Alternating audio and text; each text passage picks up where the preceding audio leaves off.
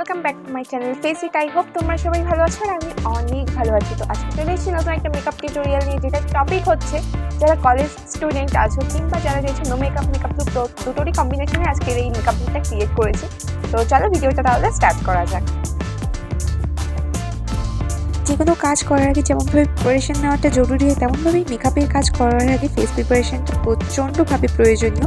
যার জন্য দেখো প্রথমেই আমি আমার ফেসটাকে ক্লিনস করে নিচ্ছি একটা ওয়াইপসের সাহায্যে। এরপরে আমি ফেসে অ্যাপ্লাই করে নিয়েছি টোনার এবং সেটাকে ড্রাই হওয়ার জন্য কিছুক্ষণ ওয়েট করেছি। দেন আমি ইউজ করেছি একটা ময়শ্চারাইজার। এখানে আমি পন্সের একটা ময়শ্চারাইজার ইউজ করেছি যা আমাদের স্কিনকে হাইড্রেট রাখতে সাহায্য করবে। ভালো করে ময়শ্চারাইজারটা আমার ফেসে অ্যাপ্লাই করে নিয়েছি। দেখো এখন থেকেই কেমন যেন ফেসটা গ্লো করছে। তারপর দেখো এখানে আমি একটা প্রাইমার ইউজ করে নিয়েছি। আজকের এই মেকআপ টিউটোরিয়ালের ফুল লুকটা তোমাদের সঙ্গে কোনো কাট ছাড়াই শেয়ার করেছি। তোমরা যদি ভিডিওটা স্কিপ না করে দেখো তবে তোমরা বুঝতে পারবে যে আজকের এই লুকটা কিভাবে আমি ক্রিয়েট করেছি। চলো তাহলে এবার নেক্সট প্রসেসটা স্টার্ট করা যাক।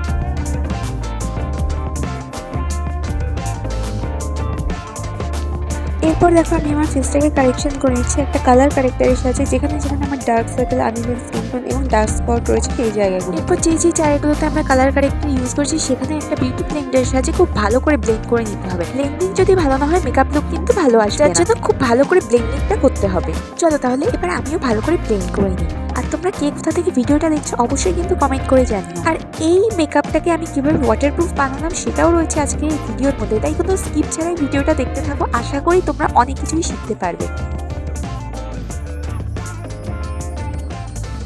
এরপর আমি ফেসের সঙ্গে সঙ্গে নেকটাকেও খুব ভালো করে ব্লেন্ড করে নেবো, যাতে ফেস আর নেকের মধ্যে কোনো পার্থক্য না থাকে। আর তোমরা যারা এত প্রসেস না করতে চাও সেক্ষেত্রে তোমরা এই প্রসেসটা করে এন্ড করতে পারো। আর এখানে আমি কোনো ফাউন্ডেশনের শেড বলিনি, কারণ সবার স্কিন কালার তো এক হয় না। তোমরা যারা চাইছো যে এইটা নিয়ে আমি আরও ডিটেলসে ভিডিও বানাই তো কমেন্টে অবশ্যই জানিও, তো এটা নিয়ে আমি পরে ডিটেলসে ভিডিও বানিয়ে দেবো।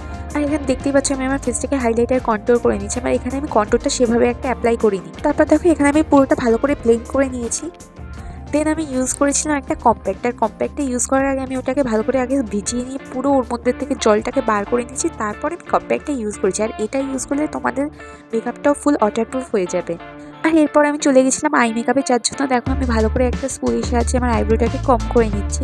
আর এখানে তোমরা দেখতেই পাচ্ছ আমার আইব্রোটা অনেকটাই ডার্ক রয়েছে, তাই আইব্রো আমি আর বেশি কিছু করিনি। দেন আমি চলে গেছিলাম আই মেকআপে।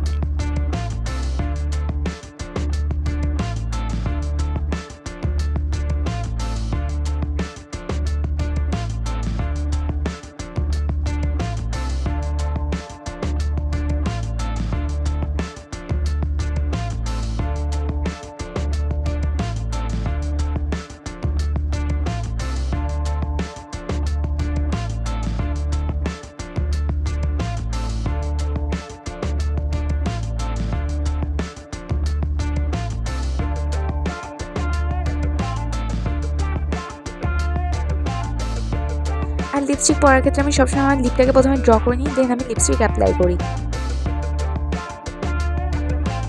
এরপর আমি ইউজ করেছি ব্লাশ এবং হাইলাইটার। মেকআপের ক্ষেত্রে তোমরা এখানে হাইলাইটারকে অ্যাভয়েডও করতে পারো। আর এখানে দেখো আমি আমার ফুল ফেসে একটা স্প্রে বোতলের সাহায্যে জল স্প্রে করে নিই। এই ভিডিওরই পার্ট 2 তে তোমাদের সঙ্গে শেয়ার করবো যে এরকম জল স্প্রে করার পর ওখান থেকে মেকআপ উঠলো কি উঠলো না। তো এটা ছিল আমার ফাইনাল লুক। তো তোমাদের লুকটা কেমন লাগলো অবশ্যই জানিও। যদি ভালো লেগে থাকে লাইক কমেন্ট শেয়ার করে দিও।